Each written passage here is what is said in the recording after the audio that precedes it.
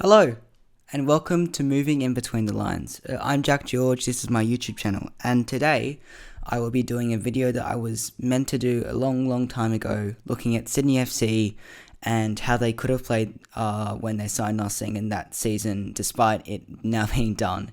So kind of irrelevant, but also interesting to look at because it could give some hints. I actually have no idea, but it could give some hints as to how they could look to play next season, or could give no hints at all. We don't know, but what I do know is I was meant to make this video a long time ago, but it still feels relevant to me, even though it might not seem the most relevant thing, and I am yet again completely selling my video so well, so I hope you stick around and enjoy. Just try a few minutes. If you don't like it, that's all good. If you do, then please obviously continue if you are enjoying, and yeah, I hope you enjoy. So here is Sydney FC. Obviously they played the season in 4-2-2-2. There's some issues in build-up, particularly build-up possession, that I've gone into before on this YouTube channel. In fact, I'll link the video in if I'm clever enough right now, so you'll see it pop up hopefully now. And yeah, so this video is more on how I would change. So this is a 4-3-3, and this is how I'd play them. So I'll just take you through the team. So the reason I've got Ben Warland at centre back is because I feel like something City's really been missing in the team is a centre back who can progress the ball with raking passes onto the wing like this. When my line goes, raking passes onto the wing, and crucially passes in between the lines to actually progress play. Because what's happened this season is it worked with Braddon, where last season they had Wilkinson, I think McGowan, and this season they had Wilkinson, Donachie, and they were meant to have Bratton. And Bratton can pretty much do the build-up work for all three of them by just dropping in here or here. Whereas now they don't have a central midfielder that can do that, and you can see teams look to really press Wilkinson and Donachie this season because that they know if they can pin them back in these kind of areas where they've got a whole team press going, I won't show you exactly, then they're not capable of playing all of a sudden line breaking passes in between the lines, and it opens up the field because say Caceres is here, Wilkinson can't find that ball. Not many defenders can. Warland can to a better extent. It's kind of hard to know how good he is at progressive passing because that we haven't seen him play a lot, but he does seem a lot more comfortable on the ball.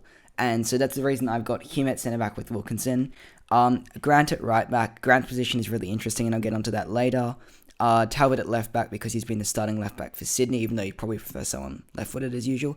Yazbek is the 6. Yazbek's really interesting because that I feel like he's obviously a young player, so he has kind of these clear strengths and weaknesses. So he's fantastic. He's a good energizer player. He's good at keeping the ball moving, particularly with Warland. So maybe if what we can have in this team is where you have Yazbek come here and Warland come here, and Wilkins just sit as this recycler of the ball to continue moving play. Yazbek's not great. Yazbek is quite alright at long passing when he's facing the ball, but he's not good at receiving the ball here and then quickly switching and then playing a long ball the other direction. So the reason why I've got Burgess and Caceres in midfield is they can really support him in this 3. And Yazbek is really clever at playing these disguised passes in between the lines that someone like Wilkinson or Donachie can't. So he can play these passes in here, he can even play one here, and Caceres and Burgess, I'll move on to them now, good segue, are really good at receiving passes on the half turn or on the full turn in between the lines, where they can, and then they're fantastic at driving these spaces. So you have Barbarouses here, and if Burgess receives a pass here from Yazbek and can turn, he can instantly throw the through ball to Barbarouses, and that is good. So Burgess and Caceres I'll go into their role a little bit later. Essentially, there'll be 2 kind of free 8s in the team. They're both quite active in pressing. They've both played a double pivot before for this Sydney side this season, so they're comfortable in their defensive structure and positioning and helpful in build-up, which I'll go into after I explain the role of the front 3. So Costa Barbarouses would be more of an inside forward, where he can come out wide and he just because of Costa Barbarouses' best trait, in my opinion, is his ability to keep linking play with short, sharp passes when he's got people close and around to him. That's when he's at his best, not when he has to take on players 1v1, not when he's trying to hold up possession, not when he's picking up the ball in between the lines, when he's just got this pass so he can play here 1-2 and then can kind of look to release Talbot, stuff like that. He's a really good link player.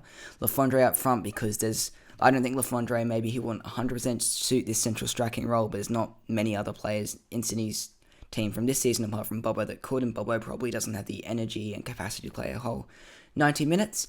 And then Nasting on the right, who, it probably would be Bahaja because that Corica seems to prefer Bahaja a lot more, but Nasting will hold this wide position really well. So, in terms of the build-up, and I guess how he'd play, so you'd have one of Burgess and Caceres. So Yazbek, he can't I don't think he's capable of doing all this build-up work on his own. So he also isn't great at evading the press with back to goal. So he'll never really look for the ball in these positions. He is good, however, at when there's space. If there's someone running at him, he's good at drawing them in and playing passes or bursting on with acceleration. The reason I have picked Yazbek as the 6 in this team is because in general, when we're further up the field, I want to have Caceres or Burgess or even Grant alongside him to maintain that kind of possibly like 3-2-2-2 structure, so it's not completely all-out attack, and because it's a football team and they need to be able to defend structurally, Wilkinson and Walland are very fast in defence, so that would help, particularly in the 2-3, perhaps with Grant here, and then,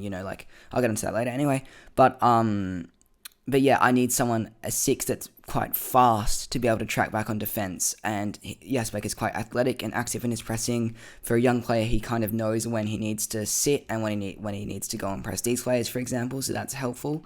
And then so with Caceres and Burgess in midfield, often you can what you can do is, I reckon, form this back 3, even like this, because Narsingh is comfortable when receiving the ball when he turns at a player, and if this guy follows him here, is when it gets interesting. Caceres can make this run into here, which then frees up space here, which then means Lafondre can drop in, for example, and so these are like the kind of rotations you want to have in this team, because I feel like Sydney's attack has been static and their build-up has been static. So when you're getting these rotations kind of in, when Narsingh drops in, if he doesn't get picked up, Grant can recycle to Grant can play an easy pass here, and then all of a sudden Narsingh can run at defenders, with Caceres possibly making an underlapping run. He can try getting an early cross to Lafondre if he wants, Burgess can be coming into the hole, stuff like this. And then sometimes it can be Yazbek sitting in the defence, so Grant moves further up the field, and when Grant moves further up the field, I want to have him in this weird position where he's kind of inside, which is why it might even be better for Yazbek to just sit in this position. So because I think Grant is underrated in his ability to receive the ball in not inverted but inside positions. It's similar to what Melbourne Victory do, and I made a video on that recently about Jason Davidson's role, because Narsingh in general will be wide because he's not great at receiving the ball while being pressed on the half turn, so he'll stay wide. And then Caceres can support. So even you can make like this 2-2, even with Burgess coming in, which then what that means is that because they're usually 8, maybe their marker will follow them here, which means then Caceres has more time more freedom to roam, and then what you can create is this 2-2 kind of shape with Lafondre and the other central midfielder that is not coming deep, trying to come in between the lines. So you can have Caceres and Lafondre both coming in here, with Narsingh and Barbarouses, who are both relatively fast, looking to pin the defence back. And this kind of takes away the role of the attackers, particularly Barbarouses I think would be really good. So if the ball comes out to Walland and Walland plays a good progressive pass, if this guy starts off on Lafondre, then Barbarouses can look to make this run where he comes. And he's really good, by the way. I should say Barbarouses is fantastic at changing direction quickly, and he's very energetic in his run. So he's really good at going like boom, boom, and then just changing direction. He's always looking to come for the ball, then blah, blah, blah. Like he's always moving, so it'd be a nightmare to mark. So if Lafondre doesn't get pressed up on, Lafondre can turn, and then obviously Lafondre isn't the best player in one of the positions, but you can play it instantly to Caceres, who can then continue this like flowing attack. And I think that one of Sydney's best strengths, and even something they've been focusing on throughout the ACL campaign in their last few games, they did these really good flowing counterattacks. And this is not a counterattack, but what it does is it draws in the press, and then if you have Grant coming in here, even as a right-sided centre-back again with Wilkinson as that just like a recycling central defender, then what you can have is these quick flowing attacks like I mentioned. So if Lafondre comes here, this guy presses on in him, Walland can either look for a straight ball over the top, which I think he's capable of taking, with Barbarouses comes here and then moves here, or he can look for Lafondre, who can then flick it on to Barbarouses, and like I've already mentioned, doesn't push up on Lafondre, then finds Caceres for a 1-2. Caceres can look to find Narsingh in behind, and this is where Yazbek can come up here. Grant can start to move up. Yeah, so it's all about spacing out the lines with different rotations. So the different structures I think really help, where you've got this back 3, which can sometimes just be a back 2, which can sometimes just be a normal 4-3-3 like this, with wingers clearly as wide passing options. So it means you've got a left foot and right footed centre back. So this is a simple passing option here. I'll show you a bit of a passing map. This is a simple passing option. And they won't ever look to, teams sometimes do, but as soon as you move here, you can't like man mark them, because then all of a sudden Burgess has all this space, and it's just not what happens. It's not what happens. So comes to Talbot. Talbot is really good at driving inside if he's given space. If he's not, he can play a simple pass to Bahaja. Sorry, to Bahaja. I see the B. To Barbarousis, who again, if this guy presses all the way on him, Lafondre will make a run in here. Again, another simple channel ball in behind, so it's just how football works. I can't say that. To Barbarousis, and then Burgess can come off his defender. Defender will follow him.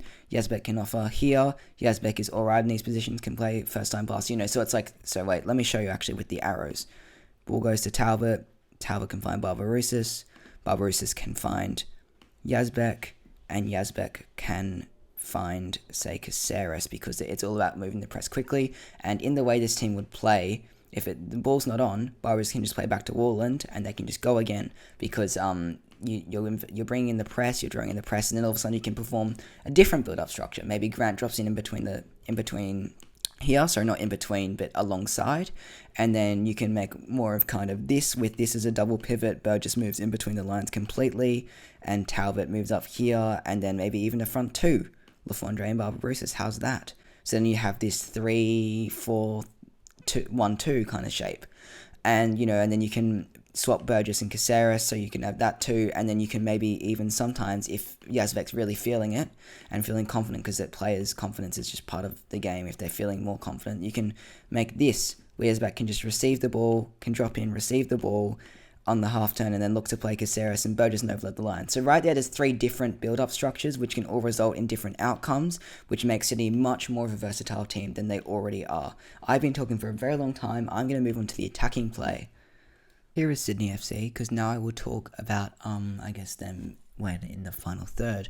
So, like I said, it's all about this movement and the rotations, except the one thing is I want Narsing to always be wide. So, these 3 I think are really interesting, because I feel like all of these 3 are capable and in kind of just holding the width. So, there'll be lots of rotations there where like Talbot comes down the line, and then Barbarousis makes this run here, doesn't receive the ball maybe, and then can drop back inside, and then Burgess can make this run here. And Burgess is fantastic in these positions, and is also really good 1v1.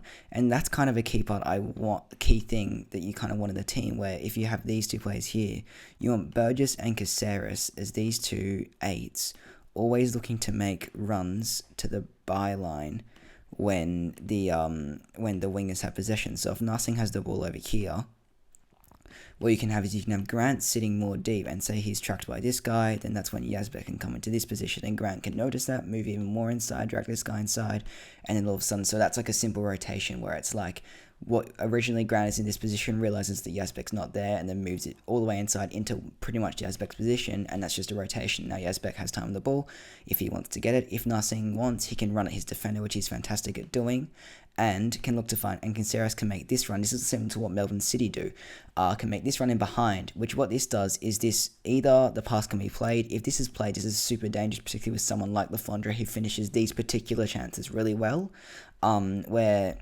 you're running inside.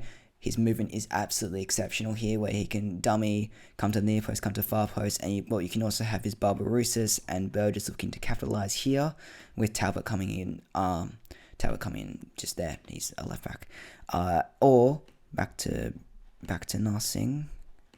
Go away, arrow. Back to Narsing. Narsing can actually take on his man and can get to the byline himself. And then this is where it gets really interesting, because then Caceres is here or here. So then Lafondre can make this run. Burgess can hold himself on the edge of the box, and Barbarousis can make this run to drag this defender here. Sorry, number 2 would be here. What am I on about? But, so then Narsing can look to find Talbot out here in kind of like to this position, where he can then release a cutback across. He can fizz a low cutback across if the chance is presented, or he can even look to chip and find Burgess behind. So one of the problems I reckon with Sydney's attack is they've been, again, it's that staticity is